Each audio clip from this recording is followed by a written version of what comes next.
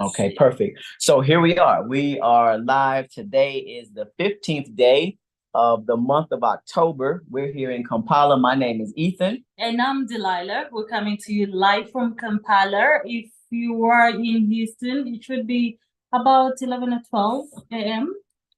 I think time changed. The strangest thing happens in the US. Time goes back. So it's actually 10 a.m. in the 10. US. Yeah. So our US audience is listening in, or even if they're listening to the replay, it's 10 a.m. For my people that are wishing that they could get off work, it's 5 o'clock somewhere. So somebody's leaving the job. Definitely. And it should be jamming up. So as you're going home in Kampala, just make sure that you're listening in and tuning in because we have something amazing to share with you.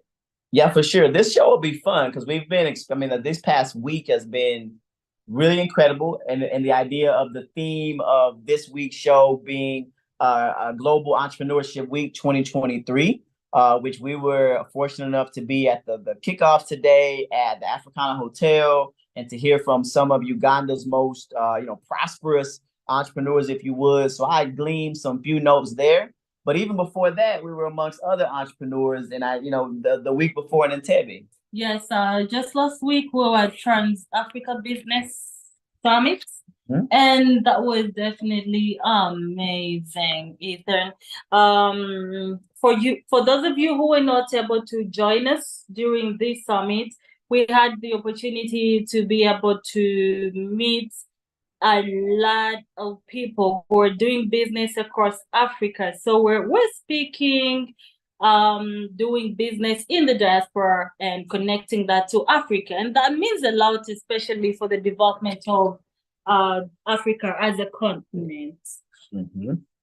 For sure. So my thing was this. So what I would like tonight, for sure, we'll recap some of what we saw at the Trans-African Investment Summit, which was amazing, sponsored by the President's Office, Operation Wealth Creation, co-sponsored by the Women's Entrepreneurship Forum Africa. But first, and I don't know who all knows about Global Entrepreneurship Week, Delilah, but maybe you could shine just a little light on what it is, this year's theme, and then I'll share some insights based on what I saw today at Africana Hotel.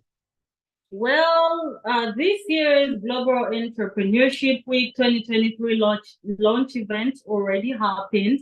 And it's an event celebrating innovation, collaboration, and empowerment. And definitely, this year's theme is Thriving Together.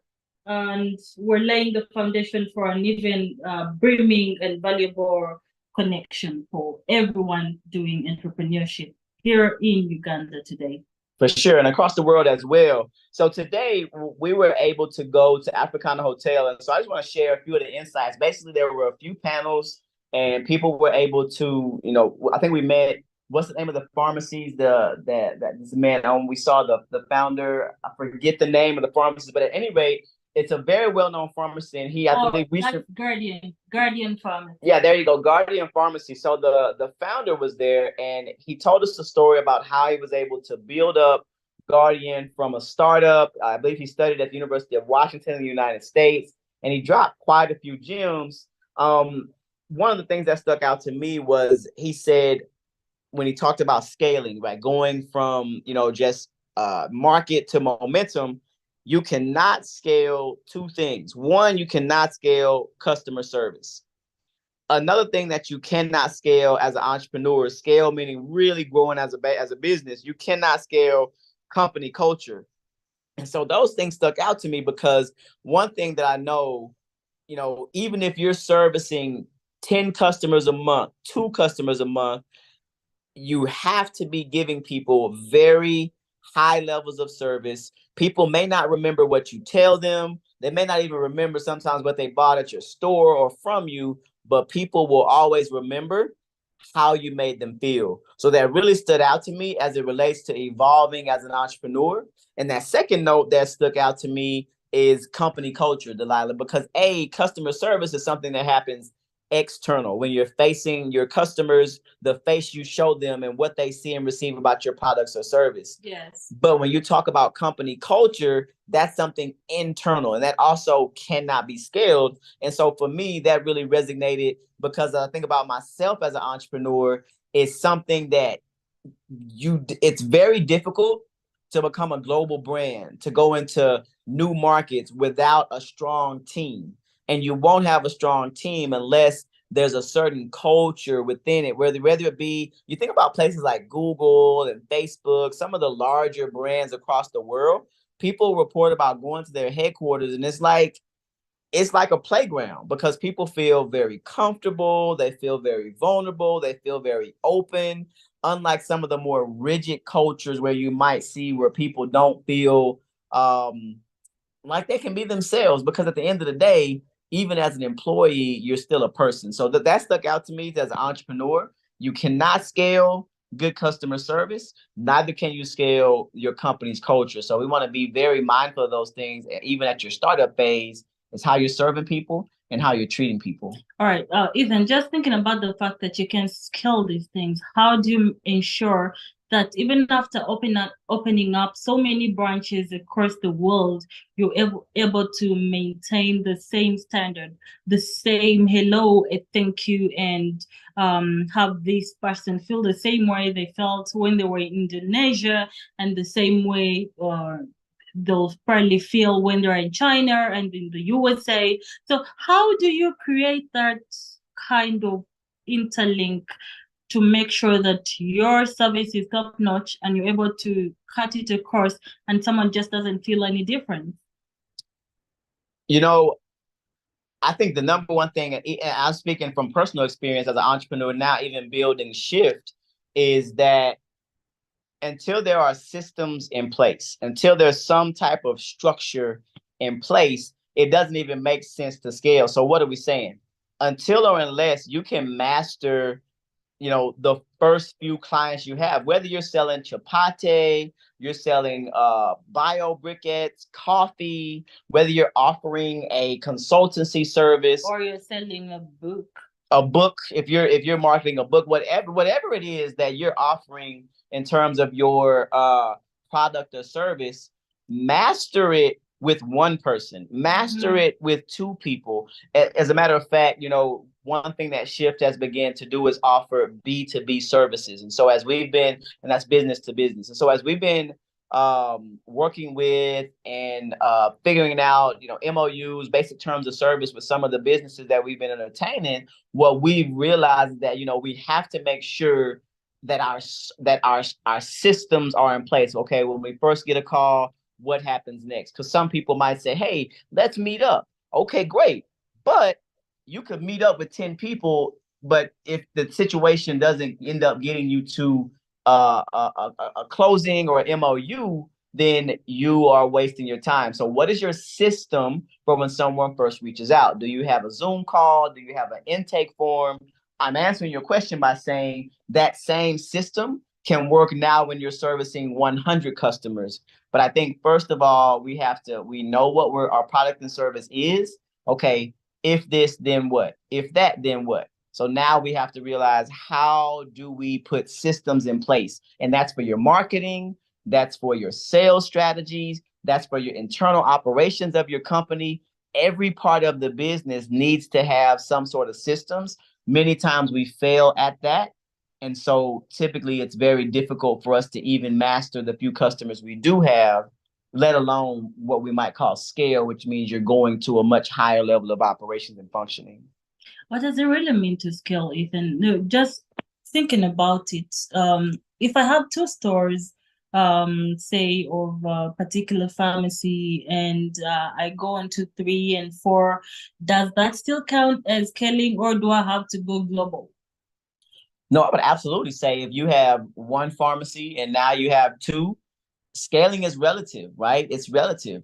It could be a situation where you sell, I'm keeping it very, very basic in terms of local context. Maybe you sell 10 chapatis a day, but now you're selling 100. In your world, that could be scaling. So on a larger scale, scaling might look like a merger. Maybe you are someone who, for example, we have someone in one of our most recent cohorts that's building a software that essentially is a GIS software. And so it could be that what we want to position him to do is merge with a real estate entity, because he's doing a certain mapping type of software, merge with a real estate entity that would then utilize that product that he has created. That could be your idea of scaling, going into some sort of merger or being acquired. So there's several definitions. I don't think there could be one. We could pull up Webster, the dictionary, of course, to give the dictionary idea. But I would say, again, scaling is something that's very relative to what it is you're doing with your company.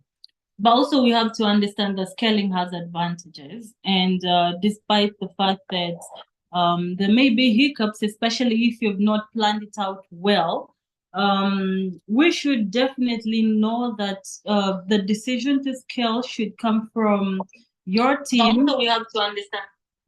And to go forward, you have to put in place systems. So systems rule. It doesn't matter whether you started today or yesterday. Without systems, there is no possible way you can be able to become grand. I think that would be our definite answer to this. So we need systems, whether it be AI supported or humanly manned systems. These systems have to be in place. So if you do not have systems yet in your business, here's your time to start. Think about it. Look out for alternatives here and there and see what works for you, all right? Because then and only then can you be able to say, I am able to grow beyond what I am today. I am able to sell more than 10,000 tons and grow into something bigger. But otherwise, we'll be lying to ourselves. And we don't want to do that, because the moment we start to lie to ourselves, then we're going to lie to the next person. And that can become a total pattern that takes you to the failing point, right? Yeah, and I say let's even double down before we go on from this point about systems to really get into the nooks and crannies of an example. For example, with marketing, if you're an entity that wants to expand your online footprint, for example, and you're using social media to generate traffic flow to your website. So one of the things you would need to put into place, because when you think about Instagram and Facebook, YouTube and TikTok and Pinterest, there's so many different social media channels. One system would be using automation to be able to have yourself to show up every day on your socials. So one thing that's very popular now is people will create a content calendar. So your system for marketing your services using social media might be that you leverage AI, social media, to create content for you, let's say on Twitter. And then you leverage the ability to schedule your tweets for an entire month. So now every day, people, when they come to Twitter, if they follow you or you're in their algorithm, whatever the codes are, they're going to see some sort of value that you're giving, or they're going to learn more about you as a founder, or maybe a sale you have going on. And you do the same thing for Instagram. So maybe your system is on the last day of each month, I go ahead and plan out my content for the upcoming month and automate it. So these are that's a really basic, down-to-earth, systematic approach that can help you scale, which was the overarching topic that we were talking about. And all of this requires, of course, strategic planning. Again, we're still talking about the Global Entrepreneurship Week, and some of the people that are part of this are the Global Entrepreneurship Network, GEN, popularly known as GEN, right? And this is basically a community that is celebrating Global Entrepreneurship Week each November. And we're in November, so it's about the time again when we're celebrating business, right?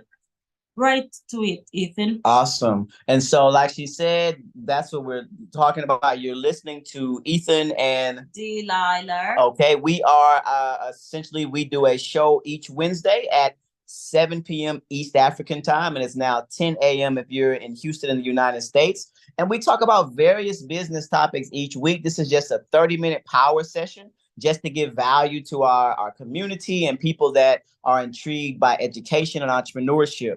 Shift Enterprise Academy is a ed tech company. We have 3 programs: launching into e-commerce, Launchpad, and Shift Ventures. You can go to our website to learn more about those programs or dive deep into our YouTube page where we have some explainer videos which tell you all about the programming that we use to be able to give value to businesses and help them to get from where they are now to where they want to be. Absolutely. So that's what that is. And so we're about halfway through our 30-minute power session, Delilah. I know you want to shout out some of the people that are involved with the Global Entrepreneurship Week. So I'll give you a chance to do that. Of course. Here from Uganda, we have Enterprise Uganda. Shout out to you. We have New Vision. We have Indiro. And we have URA. We have US Mission here in Uganda. We have Jibu. And by the way, if you haven't had coffee at Endero Coffee, you should definitely try it out because it's amazing. And we have Pesa Smart. We have so many amazing people, but not forgetting Shift Enterprise Academy. We are highlighting this super awesome event because we're all about entrepreneurship. If it's business, you call us out loud. You know, and it was so unique as Shift to walk in there and see Karibu, one of the enterprisers that we work closely with, to see the way she pushes her coffee brand here in Uganda. So shout out to Maureen and Karibu Coffee. If you ever see Karibu at one of these shows, definitely go tell Maureen hello and get a pack of Karibu coffee, because we definitely have a vested interest in seeing her do very well. You know, and speaking of markets, and I know there may be other entities that are affiliated. There's so many entities. It's a big deal. Global entrepreneurship. You know what? When he told me about this, this thing is not just a Uganda thing. It's a global entrepreneurship week. We're living in an era of life where the entrepreneur is winning, especially the entrepreneur that has a strategy, the entrepreneur that has a certain level of fortitude, that he or she is going to keep going no matter what. The person that knows how to. Someone said something very interesting today, and I forget which speaker it was. They said, if you're not leveraging or utilizing partnerships as an entrepreneur, you're enduring the pain that comes with entrepreneurship alone. And we don't wish that on anybody. We don't wish that on anyone. And no wonder we also have Numa here. You've seen the flower, right? So we also have producers like Numa. We have there is Innovation Village. We have so many people. We have Boundless Mind. Everyone is here. And the question to you right now is, why aren't you part of the Enterprise Week? But that was a packed house today at the Hotel Africana. Why aren't you part of the Global Entrepreneurship Week? That's the question for you. And if you haven't been able to join the Entrepreneurship Week this year, please make it part of your plan next year, because you can only fail if you plan to. If you fail to plan, you plan to fail. Yes. I saw some really unique statistics that came out of the panel we were on today. One of them said that 80% of Ugandan businesses, that's people that start a business, the expectancy rate of life expectancy rate of a business is 2 years. By the end of the second year, 8 out of 10 businesses have already failed. What when you hear that statistic, what do you think about it? What is that the case of? Obviously, it's different for each business, but 8 out of 10. I'm telling you, Ethan, competition, first of all, is so stiff. So if you're not up and up on your game, you're definitely going to fail, because the market is looking for the best, right? And two, if you're not managing your finances correctly, then definitely you're planning to fail, right? What's the word again? If you fail to plan, you plan to fail. That's it. I really think that's one of the biggest things with entrepreneurship, because even having a thorough business plan with a SWOT analysis and all of that, you can still, of course, fail. But I do think if you really thought through where you're going, not just, oh, I see that Sarah is starting this kind of business and she's doing well. Oh, I see that John has a dry cleaners. So it goes far beyond seeing what someone else is doing and succeeding, because A, you don't know their story. B, you don't know how much work they're putting in, which actually leads me to another point that I heard from today's session that I really was enjoyed. And it said that, let me find it. Basically the quote that I took was that your business and your personal life essentially should be separate. I think that I paraphrase is that your business does not have to be an extension of you. So many times as an entrepreneur, we run into burnout because as you think that every single waking hour of the day, you need to be doing something to grow or expand your business. Contrarily, D, we have people that don't do enough and think they should be growing. And that shift, what do we say about fire and wood? My dear, if you need only just a little bitty fire, then darling, you need just a little bit of wood. But if you need a big fire, you gotta put in more wood. And that requires for you to sharpen your axe. So sit down and do the axe sharpening. But remember, iron sharpens iron. So figure out who these people are, who are the people you consider iron, then they will be able to support your process. Your partners. But you don't have to partner too soon, right? I think sometimes people might overdo it. And then also make sure you're ready to partner. Sometimes you might think that your product or service is very, very good, but just know the market will always tell you if you actually have something that's worth having. So get out there. I think another statistic I jotted down in my notes was that only 40% of 40% of Ugandans have no interaction with the markets, meaning 4 out of 10 people have no real interaction in the market in terms do not of have a business, right, buying or selling, being active. And so we have to get in the game. We have to get in the game. Entrepreneurship it's not for everyone. Not everyone needs to be the person calling the shots or being on the front line. Sometimes someone is going to be a great employee. Someone else will be masterful at managing, right? But only a few people are those folks that really just go from idea to market to scale. Yes, again, this is the Global Entrepreneurship Week Business Conference highlights, and we're still speaking business. So we're here to thrive together, right? And Ethan, I just want to bring you back to one of the statements that was brought up by one of the young enterprises. She definitely said some of the things that made her shun business at a very early age were things like cultural barriers. A place where everyone believes is supposed to take on the white collar job and just discard anything associated with business.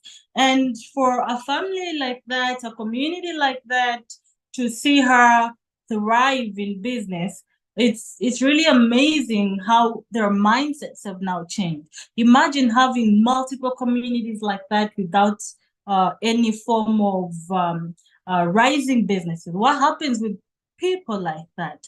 Does that mean we're going to have much more than funds, much more than planning? We have also other barriers that are just within our own communities, defined by the way we want to think of success. The key phrase that I heard you talk about there is cultural barriers. Yes. Right? Because it's first of all, entrepreneurship is a contact sport, and it's oh my gosh, it's a difficult undertaking. And then whenever you have to deal with internal strife based on your cultural values, the things that you've been taught to believe. It reminds me, and I think I talked about this briefly when I presented Shift at the Trans-Africa Investment Summit, which maybe we'll touch on. We just got a few more minutes here this past week in Entebbe, but it's the parable of the sower. Because everyone out here as an entrepreneur, when you talk about networking, when you talk about meeting people, you're just sowing seeds. You don't know what will stick. When you try to create a product, you don't know if it'll stick. You're just sowing seeds. Some entrepreneurs are on their third, fourth, fifth, sixth business. There's this unique photo you see of Jeff Bezos when he just started Amazon. He's got the word Amazon.com written on the wall in his garage. It's like very humble beginnings. But some seeds, they fall and the birds eat them up before they ever have a chance to take order and grow. Some businesses do that. Some businesses die at the idea stage. Don't be that one. Exactly. Some seeds, you throw them out and they do grow. They grow very fast. But as they grow very fast, they don't have the chance to get really strong roots like the systems we're talking about. Yes. So as soon as they face adversity, as soon as the sun scorches those seeds, they wither. So you don't want to be that role either. No, you Then don't. There's some seeds that grow, they get pretty good strong roots, but they grow up amongst the thorns. They grow up, maybe the market isn't the conducive for their growth. Maybe they have to overcome these cultural barriers with the internal naysayers. They become a victim of the black tax where everyone says, "Oh, you made it now. You can do it." That's 5 years ago. "Oh, you can do it. That's not for women. You're supposed to be having a job at the bank." And then 5 years later, after you really, really, really worked at it, planned it out and made it work, then they say, "Oh my God, that's I knew you was gonna do it. I knew you was gonna do it." But so that as the parable of the sower goes, which of course is a biblical teaching, those some seeds, some entrepreneurs, some of your ideas, some of your visions will fall on good, fertile ground, and you'll be able to return 10, 100 times of what you planted. And I'll tell you right now, the toughest part of entrepreneurship is whenever it's dark. When it's dark and you really don't see a path forward, that's the toughest part. Can you still keep going? How many days in a row can you do the same thing without flinching? Yes. Just before we go off here, we just want to remind you that we're still pushing the Legacy for Tomorrow campaign with Shift, and would like for you to just literally go and see the story for yourself and watch these awesome videos, see the impacts that Shift is having here in East Africa. Right now it's in East Africa, and tomorrow we want to be in another continent. It could be your village, it could be your community, it could be your country. So we're saying spread the word. Just visit shiftenterpriseacademy.com/legacy for tomorrow. You'll be amazed what you will see. Absolutely. Thank you so much for making that plug for Legacy for Tomorrow. Our goal, we're raising 60,000 USD by the end of 2023. And what that's going to do is help us to expand our current programming, which I mentioned earlier, and our two latest projects. One is a learning management system. The other is the Innovation Village. So definitely www.shiftenterpriseacademy.com/legacy for tomorrow. We're always open to partners, to sponsors. The first 100 people that give will join our Century Club, which gives you lifetime membership as we grow and we evolve. And I don't know if you know, but there are some exciting things happening underground and behind the scenes with Shift. So really, like we like to say, get on the Shift train and let's ride. Absolutely. But before you get on the train, go to our website, like we mentioned, learn about the work that we've done, learn about some of the people that have been influenced and helped by the work that we've done here on the continent. This isn't just some new quick egg fried egg. I don't know if that's a great example, but it's not something quick. Shift Enterprise Academy has been around now for quite some time, even back in the US. So again, we thank you so much for joining us. We wanted to do this to just shout out and be in cooperation with Global Entrepreneurship Week. Yes. We didn't even get the chance to recap the Trans-African Investment Summit, which was incredible. Maybe we can go over like 2 or 3. I think even just give it a couple of moments just so people can know. You can read the recap on our blog. On our blog, you'll be able to read the recap of that event, which was a very powerful event featuring again the Office of Wealth, the Operation Wealth Creation, and the Women's Entrepreneurship Forum Africa. So go to our blog, and I think that'll be a great place to start. And that's something that's going to be going on for a while. This particular event is just for 1 week. So we'll come back next week and maybe even have a guest on from the summit, because we made so many friends from Cameroon to Nigeria to Ghana. From around the world. From around the world. So, but for today, this has been fun, sort of to highlight our experience at the Global Entrepreneur. Also, shout out to U.S. Mission Uganda. We were able to visit with a member from the U.S. Speaker Series today as well. So shout out Abi. Thank you guys for having us today. We look forward to the rest of the week. And for sure, look in the comments in our description. We'll give you the insights on where you can take part of the rest of this amazing week, where the theme is thriving together. Let's thrive. Until next week, bye. Love, peace, and hair grease. We'll see you guys later. Thank you so much.